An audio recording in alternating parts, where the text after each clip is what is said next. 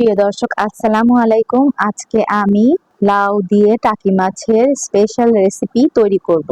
মাশাআল্লাহ, এতটাই সুস্বাদু হয়েছে, না খেলে বুঝতেই পারবেন না। একবার হলেও রেসিপিটা তৈরি করবেন। তাহলে চলুন রেসিপিটা দেখে নিই। চুলাতে ফ্রাই প্যান বসিয়ে দিয়েছি, দিয়ে দিচ্ছি পরিমাণ মতো তেল, দিয়ে দিচ্ছি পেঁয়াজ কুচি, তেজপাতা দিলাম। পেঁয়াজ বাদামি কালার হয়ে গেলে এখন আমি পেঁয়াজ বাটা দিয়ে দিচ্ছি, কাঁচামরিচ ফালি দিলাম, 1 চা চামচ হলুদের গুঁড়া, দিয়ে দিচ্ছি 1 চা চামচ জিরার গুঁড়া,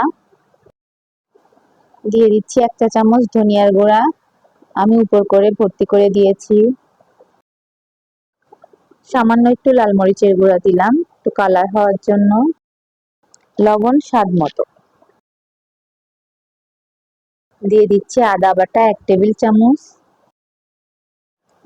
টাকি মাছগুলো আমি ভালো করে ধুয়ে পরিষ্কার করে রেখেছি, দিয়ে দিলাম। ভালো করে কষিয়ে নেব। মাছগুলো কষানো হয়ে গেছে, এখন আমি লাউ দিয়ে দিচ্ছি। লাউ আর মাছ আমি ভালো করে কষিয়ে নিচ্ছি। ভালো করে নেড়েচেড়ে আমি ঢাকনা দিয়ে কিছুক্ষণ রেখে দিলাম।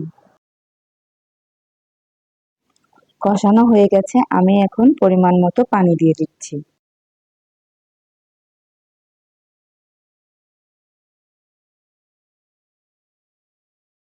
নেড়েচেড়ে আমি এখন ঢাকনা দিয়ে বেশ কিছুক্ষণ রান্না করে নেব। ঢাকনা খুলে আমি একটু ভালো করে নেড়েচেড়ে দিব।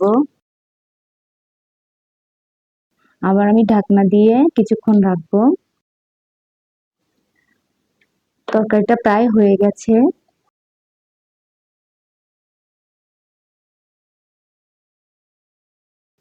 মাছগুলো একটু আধা ভাঙা করে দিবেন। সবগুলো মাছ দিবেন না, কিছু মাছ আধা ভাঙা করে দিবেন, তাহলে খেতে ভালো লাগবে। আমার মাছ রান্না প্রায় হয়ে গেছে, এখন আমি ধনিয়া পাতা দিয়ে দেব। ধনিয়া পাতা দিয়ে একটু নেড়েচেড়ে আমি নামিয়ে ফেলবো। দেখুন আমার তরকারিটা কত সুন্দর হয়েছে। লাউ আর টাকি দিয়ে এই মাছটা রান্না করে খাবেন, ভীষণ ভালো লেগেছে।